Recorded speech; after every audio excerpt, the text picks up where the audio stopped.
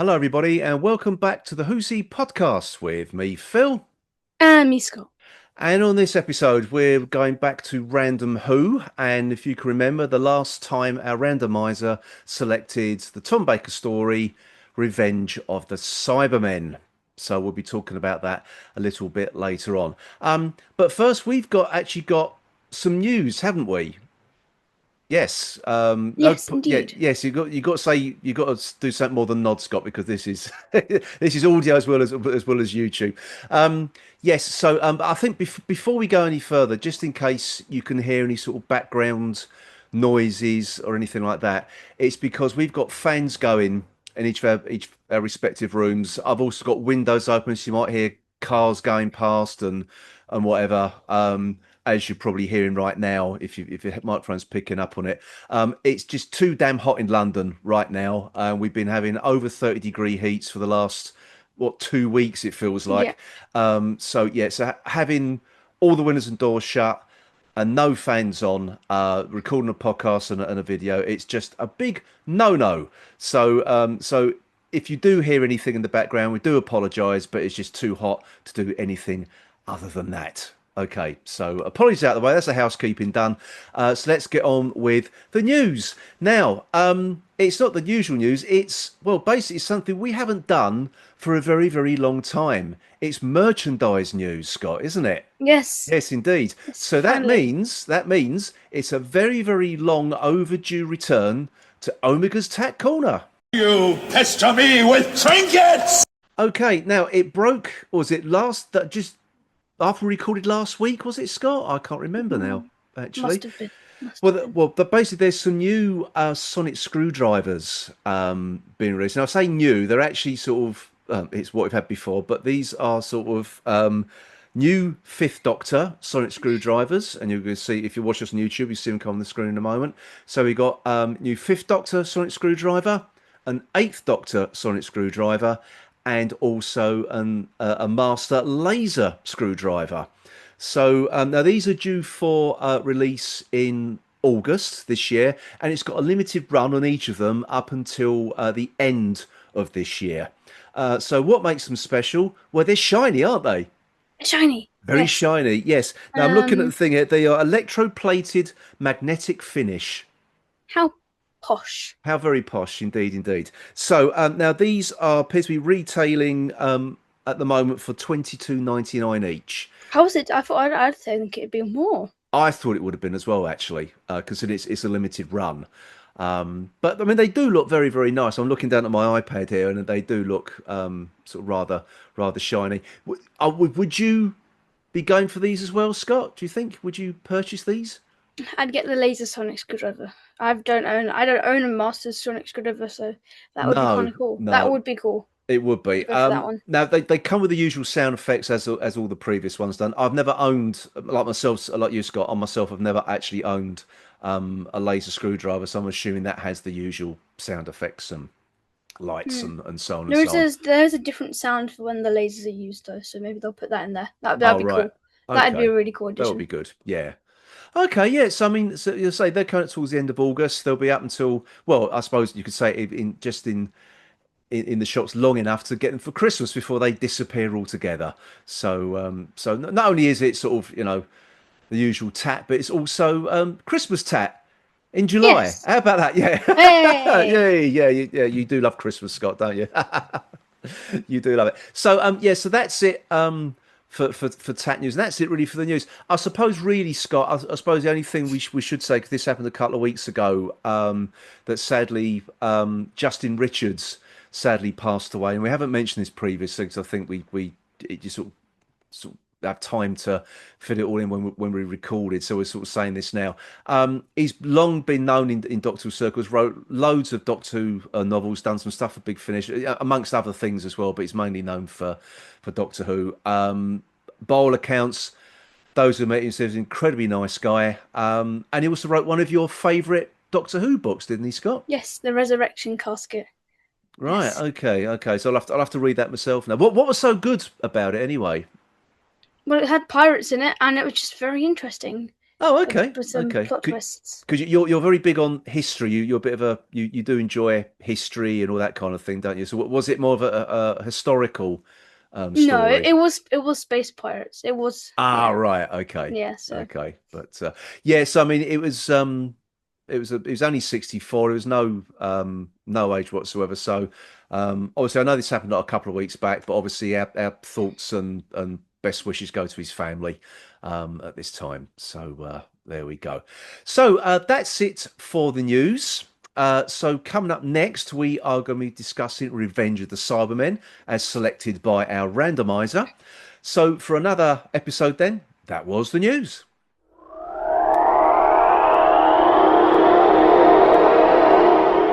Okay, everyone. So, as I sort of mentioned previously, we are going to be talking about Revenge of the Cybermen right now. And, well, it's not, how can I put it? It's not a well-remembered story, this one. And have you seen this one before, Scott? yes, I You have. have, you have. Yes, Okay. indeed. So for those who don't know, this rounded off season 12, which was Tom Baker's first Season. season. It starred Tom Baker as the Doctor, naturally, Elisabeth Sladen, Sarah Jane Smith, Ian Marter as Harry Sullivan, and obviously this one features the Cybermen, first seen since the Invasion, Patrick Troughton's era. I suppose you could say the random appearance of a Cyberman in that John Pertwee story with what's the one with Carnival of Monsters. Carnival of Monsters. My memory's getting really bad. Yeah, so it's the first time you've seen him sort of properly in a story, I suppose you could say, since 1968. So this one was directed by Michael E. Bryant, written by Jerry Davis with uncredited Robert Holmes. Also, the music is by Carey Blyton, which we'll probably talk about as we go through. But also, this was augmented by Peter Howes, the first time he contributed towards a Doctor Who score. It was broadcast between 19th of April 1975 and the 10th of May 1975. So yes, and I do remember watching this one on the telly when I was a nipper. So I was 4 years old at that particular point. So yeah, so Scott, I mean, do you think this is as bad as its reputation says? Um. Mm, no, it's not as bad. It's not. No. It's not. Okay. Okay. I Um. mean, it is pretty ropey in places, isn't it? Really. Now, must admit, we watched the version on the Blu-ray with the augmented special effects, so it did look sort of slightly better in places than the original broadcast version. I think there's quite a good sort of adventure story in there, I suppose you could say. I Yeah. I like the use of, like, Wookiee Hull, sort of, the underground caves on Voga. But yeah, it just seems it's sort of been here, done it before, really. See, I don't know. It seems a very, very familiar story, and I'm sort of trying to I've been trying to sort of think of other things where it's almost the same as something else. But Where do you think it's been used in the well, do you have any idea? it's the thing Is sort it just of. like very generic? Well, Generic. it's almost like the moon base to a certain degree. You've got a plague killing, like, a crew, and it's been quarantined, and you find the Cybermen's behind it. And then obviously you've got this thing being introduced about the Vogans, but it's a similar sort of thing again, where you've got competing factions. In there, you've got one who's like a lust for glory, and and then you've got the peaceful side, and there's a civil war. Yeah, it just sort of seems very, very sort of familiar, really. Yeah. But yeah, do you see what I mean? Yeah. But It just seems like your average Doctor Who story. yeah, Uh, it does really, and I know this wasn't supposed to be the season closer, because the season closer bit was meant to be Terror of the Zygons, which I think would have been a better thing to have rounded the season off, and obviously that opened season 13 instead. Because it is weird, because Harry Sullivan leaves at the beginning of season 13. Would have made more sense when he left at the end of season 12. that's But true. yeah, but That is true. yeah. But yeah, I mean, what do you think of the sort of performances? Really, is this, I mean, we'll start off with like Tom Baker, Liz Sladen, and Ian Marter. Um, I don't know. They're They okay. yeah. I mean, Yeah. I think that yeah, I think Yeah. that it's a very good TARDIS team up anyway between the Doctor, Harry, and Sarah. And it's one I certainly remember for when I was a kid. I'm surprised that I didn't say that from our last episode we talked about our best and worst companions. I didn't sort of give Harry Sullivan a bit more props really because he was a one season companion, but I just remember so much about him from when I was a kid. Really, I think Yeah. it was the blazer and cravat. I think was Well, yeah. the. I mean, that's his only outfit he ever wears. I Right know no in one like else could pull that off, really, could they? well, the eighth Doctor pulled off a type of Edwardian cravat, That's true. and so did the That's sixth true. Doctor. I know, but Although maybe not but him. this was a contemporary 1970s man, though, wasn't it? Yeah, Or I have 1980s, depending on the unique dating controversy. But I think this is much of a nostalgia TARDIS theme. To me, they're not actually very strong in the story. I think Harry just sounds really posh and go on old girl, kind of. that was his And shtick, though, wasn't it? yeah, and Really? Yeah. Sarah's supposed to be this investigative journalist, and she doesn't. She just really gets tied up or pushed over a lot, or like screams and like, but doesn't actually scream. It's more like a like on Yeah, repeat. She I mean, doesn't. obviously, that there's not a lot of things to use her journalistic skills in this particular story, but yeah, you're right. She does get tied up a lot. She does get pushed around a lot. She falls over. She gets poisoned as well by the Cybermat. Yeah, so yeah, yeah, she doesn't. She's more of a damsel in distress in this one, I feel. Yeah, I think after season 11, her character might have become well after Robot at least after Robot, it might have gone a bit yeah, yeah. I less suppose so. journally. Yeah, Journally, journalistic. journally. Is I don't that a new know. word? Is it journally? Yeah, I don't know. I just don't think this is the best story for them as a trio. I don't think Yeah, it's really odd. Most of the time in the story is spent with the Vogans. The Cybermen don't actually appear very much, considering the fact they're in the title of the story. Yeah, no. yeah. I mean, they're very much a reduced threat, really, in this, aren't they? The Which Cybermen. is ironic because I appeared for 7 years, however long I it was. know. So I mean, what do you think of the sort of like at that point the redesigned costume? Again, it's just a variation on the wetsuit yeah, look from Invasion, really, isn't it? the problem is that was in black and white, and they weren't wearing flares, and now it's in color, and they're wearing flares that are silver. I know. So Yeah, and I'm not a big fan of this iteration of the Cybermen, to be honest. Yeah, they do wear flares.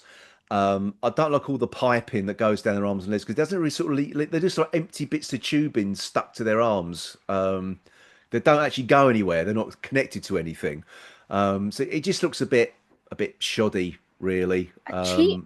I think Yeah, it this does was look a bit cheap. Yeah, even for 1970s television, it still looks cheap. they Yeah, ran out of budget. I think they might have run out of budget for this one, just a yeah, bit. Yeah, it's a bit jarring between the Vogan caves and the Nerva Beacon. The lighting is very different, and you go from this really dim sort of orange to this sort of hospital bright lighting. It's not. I don't know. yeah. Something just doesn't feel right about that. It just doesn't like flow smoothly compared to other stories Well, do. I know there's this different environment, so you would get a different sort of feel to each thing. But I think the Vogan sort of homeworld or asteroid, whatever you want to call it, I think it's very much sort of that early 70s palette. I mean, you said it's like oranges, with lots of like sort of oranges and browns and all of it's meant to be gold as well, which doesn't help either, because it's all a very, very sort of similar colours, isn't it? And even like the makeup on the Vogans as well, they've got this Oh, funny gold sheen to their faces as well, which it's I not. It's not. It's not. The whole designs and voices in this are just not great. Yeah, just the designs are just not really there at all. Yeah, I just think yeah. this is a bit, they just look cheap. And Well, I mean, the thing is, though, I mean, you talk about like the voices. I mean, there's a lot of returning actors, or actors. I don't know if they say return, but Kevin Stoney, talking of Invasion, he's like the leader of the Vogans in this, so he makes another return to Doctor Who. You've got David Collins, who are going to be in Robots of Death and also Mordred Undead, and he also played. I think did he play an alternate Doctor in one of the Doctor Unbounds as well? David Collins. I've got a funny feeling. I'm I not have no idea. sure. I I've couldn't tell you. no, I've just got a funny feeling. Prove me wrong, everybody. Prove me wrong. And then also you've got Michael Wisher, is one of the Vogans as well. Obviously, in this season, he played Davros, and Yes, they really another. were trying to save budget. Exactly. And Michael Wisher played multiple roles in Doctor Who. So yeah, I've just sort of named one of his other most famous ones. But I think he goes on to Planet of Evil in the next season as well. So yeah, he's been in sort of multiple things. So yeah, it's that stable of Doctor Who actors again, isn't it? I don't know if that's anything to do with Michael E. Bryant, who previously directed stuff for Doctor Who as well. But yeah, I mean, it's okay. I mean, I like the. I do like the theme throughout this season is the beacon thing. They keep Yes, sort of it's the returning. first sort of. They did it in season 10, but this is the first sort of long-winded story arc throughout the Yeah, whole season. yeah. They sort of it's all tied into that, isn't it? And the TARDIS is barely seen in this season at all. So I think from the second story in, it's not seen again until this actually, because it's not No seen in Genesis of Daleks. It's not seen in the Sontaran two-parter experiment. either. Yeah, Yeah. exactly. So yeah, it's quite unusual really, because considering you've had Pertwee's era, which again the TARDIS wasn't used that much to begin with, and then you start Tom Baker off, and again the TARDIS isn't used much Then again, either. they were having a handover, so the old team were involved in this season as well. So that might be why. Only the first story Mm. really. But they probably had influence for sort of the creation of Yeah, Harry and well, stuff like that. I do say only for the first story. I mean, a lot of these stories were commissioned by Barry Letts and Terence Dix before Robert Holmes and Philip Hinchcliffe took over. So, yeah, it wasn't really scripts that they would have chosen themselves, I think. But I mean, a lot of people sort of say, Genesis of the Daleks is an absolute classic, so Mm. it can't be all bad. And I think also. What's the second story in this season, Ark in Scott? Space. Ark in Space, yeah. So I'm having a complete mind meltdown at the moment. Yeah, I think that's another good story as well. Yeah. And I think a lot of the time with these stories, it's let down by production values, and I think this is let down by production values to a certain degree. It's not the strongest story either, but I think I'm not. I get bored watching it though. Did you? No, I thought it was pretty entertaining to watch. I never once thought I found it boring. I just found it cheap. Yeah, yeah. Yeah, that's probably the best way to That's probably the describe best it. way to describe it. Yeah, Yeah. it's a weird one to try and talk about because a lot of the stuff's reused later on as well, like the Vogan logo, sort of that's used for the Time Lords. That's actually a Mm. Time Lord logo, so maybe somebody out there that wants to link it to the Time Lords and do some in canon Someone probably stuff. has. Someone probably no. Originally designed by Roger Murray Leach. He designed it for this story. Then it just, and as usual with all BBC props, it gets reused, and that's exactly what happened. It then sort of become the symbol of Gallifrey, and it's been that way, well, ever since, really, isn't it? They thought we'd forget, but we didn't. We don't. Well, Well, as children, you'd probably forget, but yeah, when but you get Doctor Who fans don't forget anything. We don't let them forget. Yeah, so I mean, anything else you want to say, really, Scott? I mean, there's not an awful lot to say about it. I think there's one thing might be. I don't know if this is true or not, because obviously the Vogans have all got these like masks on, but for the lot of the Vogan yes, troops, they've all got exactly the same face, and because they couldn't afford to do individual makeup on each of the extras, so apparently they modelled the Vogan's face on Arnold Ridley, who played it was in Dad's Army. So Why? it was an old man's face, looked a bit jowly. Yeah, so that was it. So I don't know if that's true or not, but I can see the similarities. I can see it. But yeah, Odd. he played Private Godfrey. He was the medic in Dad's Army. But you don't really know Dad's Army, do you, Scott? No. Well, I No. know of it, but Yeah, but you home haven't. home guard or something. Yeah, the Home Home guard. Guard. Yeah, Yes. yeah, it's one of yeah, it's now we haven't got sort of Sky properly anymore. It's always on UK Gold, which we haven't got anymore. So that and Fools and Horses, it's on almost 24/7 on Gold. But Yes. yes, indeed. So yeah, I mean I think I have to mention also Christopher Robbie as the cyber leader, because obviously previously he was the Carcass in The Mind Robber, which was an awful character. The carcass. Yeah, it's really sort of overplayed, really. I don't know what about the the choices made for Cybermen in this. I No. mean, there was one. I mean, particularly in the last episode, he's walking around like he's about to do the time warp. He's just walking around with his hands on his hips, strutting about as well. It's the campiest thing I've ever seen in my entire life. No, But I don't like the. I don't know how to put it. I don't like the performance very much. I no, don't like the voices, and also sometimes it just sounds really inaudible. He just mumbles it. It's like, yeah, well, I think it was the last I episode. was It like, was what did really, you say? yeah. The sound mix was really bad. We were both looked at each other thinking, "What did he just say?" So we couldn't hear anything, could we? Sorry, the cat is meowing at the door. Launch the bombs and meow, meow, meow, Yes, so you meow. might hear that on the microphone, but the cat is meowing. Oh, bloody! He's opened the door up as well. Come on, Hazy, come in, come in. Thank you. Right, that's it. He's happy now. So actually, there's one thing. It's right at the very end when the remaining, I think it's the Cyber Leader and other Cybermen, they capture the Sarah and the Doctor, and The Sarah and the Doctor. yeah, did I say the Sarah? Yeah. You're now known as the Sarah, but yeah, Sarah and, the Doctor, and they've got them sort of pinched around their shoulders, and they're sort of doing that. And they've got them right, So the one who's got hold of Sarah is got like that, but the Sarah. Cyber Leader, the Sarah, but for some reason the Chris Robbie's going like that on Tom Baker's show, So, and in Tom Baker he looked really annoyed. If you're And if you're on audio, by the way, what we're describing is when somebody's shaking your shoulders really aggressively, but they're moving their arms like up and down really Yeah. fast. I can't. Yeah, I keep forgetting with this is going on audio only as well as on YouTube. But yeah, he's just sort of violently shaking Tom Baker's shoulders, and Tom Baker looks really annoyed with it.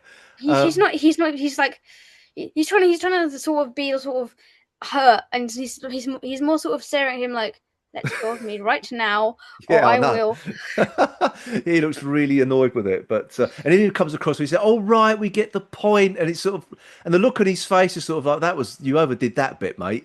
So it was, yeah, it always tickled me that bit, to be fair. But So weird. The way he it just is sort of like weird. grabbed his It shoulders is and weird. just like moved him up and down. And there's like Elisabeth Sladen, the other Simon. She's just like acting on the floor, like and he's just like up like I know on it just Tom Baker.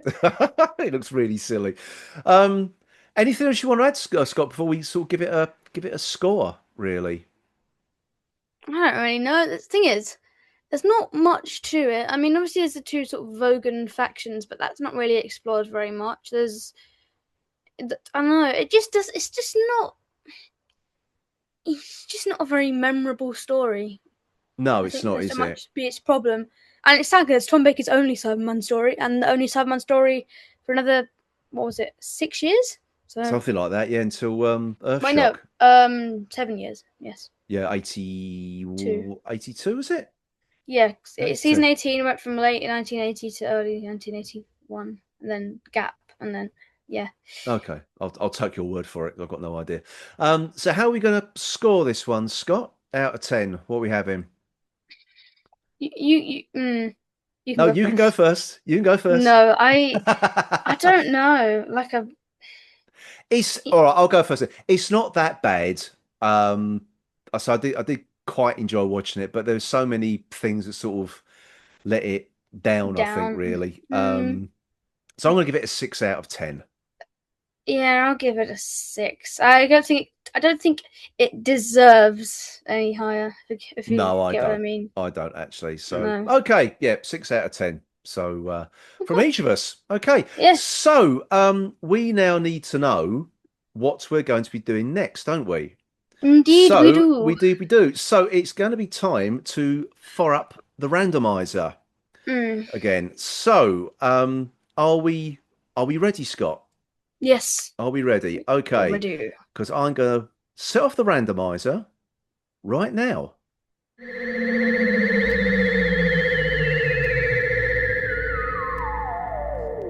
It's the Lazarus experiment. Okay.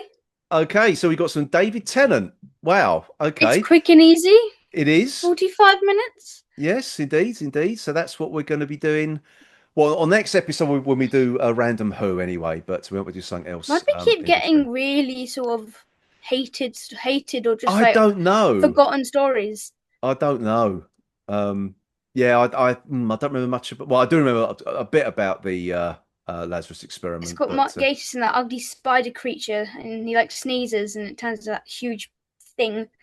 Yeah. Yes, I know. Look, we'll see. We'll see how that looks, shall we? When we watch that for our next episode of Random Who. So we are now going to go on a short summer break. We're going to be away for the next couple of weeks. So there won't be any podcasts or YouTube videos basing out until really sort of beginning of August, actually. Yes. So we're sort of back with our usual stuff. But happy to say at the beginning of September, we will be going to the Hooverville Convention in Derby. It's our annual pilgrimage, isn't it, Scott? Which yes, our annual pilgrimage. Yes, you look forward to it quite a lot, don't you? So it's your favourite time of the year.